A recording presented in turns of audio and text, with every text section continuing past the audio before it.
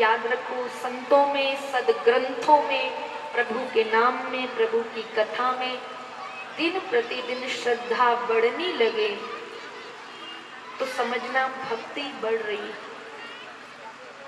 हमारा अच्छा समय आने वाला है, लेकिन प्रभु की कथा में मन न लगे, प्रभु का नाम अच्छा न लगे, प्रभु के लाडले संत अच्छे न लगे, गुरुदेव के प्रति श्रद्धा घटने लगे, तो समझना अब हमारा बहुत बुरा समय आने वाला है। उस समय संभल जाना। इसलिए कल आपने और हमने श्री गोवर्धन नाथ की कथा सुनी कि किस प्रकार ब्रजवासियों ने प्रभु की बात को स्वीकार किया और प्रभु की बात को स्वीकार कर कर गोवर्धन महाराज की पूजा करी। इंद्रदेव कुपित हुए और कुपित होने के कारण इंद्र ने अपनी संपूर्ण शक्ति लगाई ब्रजवासियों को समाप्त करने के लिए, परंतु ब्रजवासियों का बाल बांका नहीं कर पाए क्योंकि उनके साथ कृष्ण थे।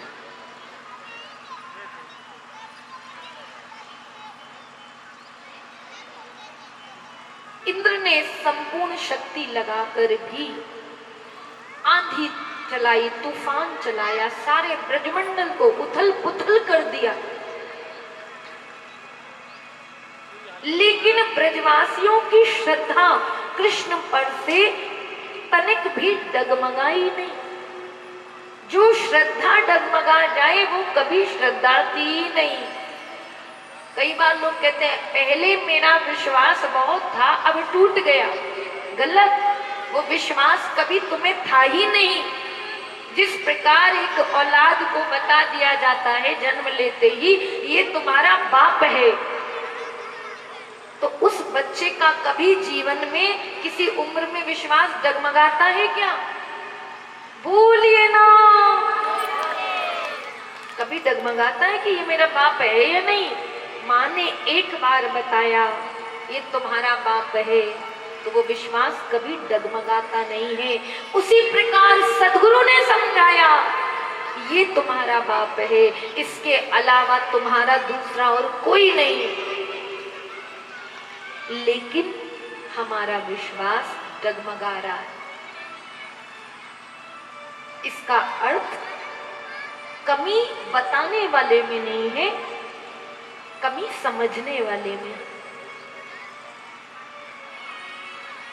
सदग्रंथों ने बताया कि प्रभु के अलावा, संतों के अलावा हमारा कोई हितैषी नहीं, लेकिन हमें समझ में नहीं आया।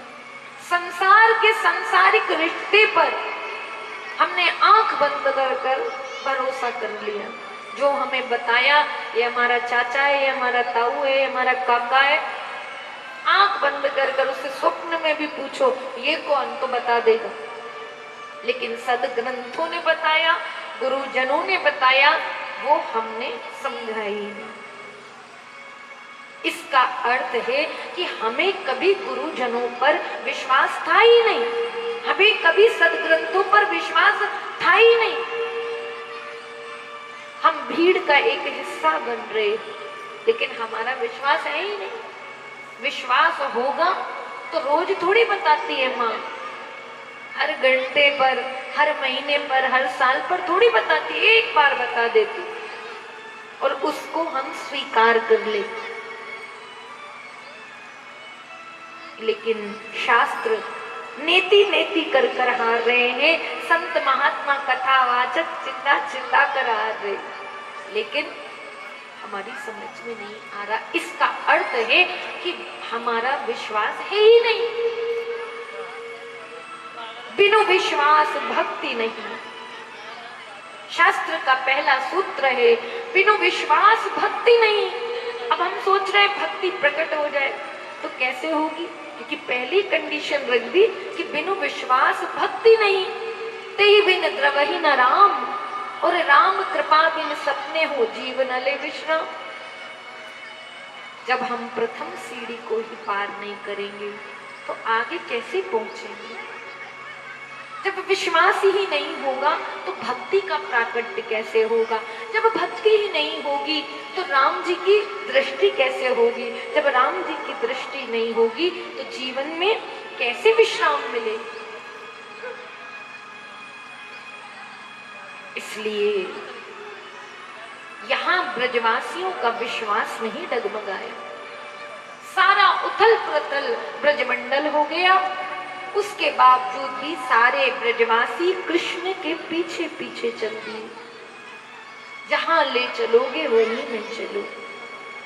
कृष्ण ले गए किनके पास? बोले श्री गोवर्धन नाथ के। अपनी अनिष्टिका उंगली का स्पर्श किया और गिरिराज जी को धारण किया। जब गिरिराज जी को प्रभु ने धारण किया तब प्रभु 7 वर्ष के थे। 7 वर्ष के प्रभु ने 7 वर्ष की अवस्था में 7 दिन तक और 7 कोस के गिरिराज जी को धारण रखा। जब गिरिराज जी को धारण किया तो सारे ब्रजवासी आश्चर्यचकित हो गए कि तू 7 वर्ष का बालक और इतना 7 कोस का गिरिराज कैसे धारण किया?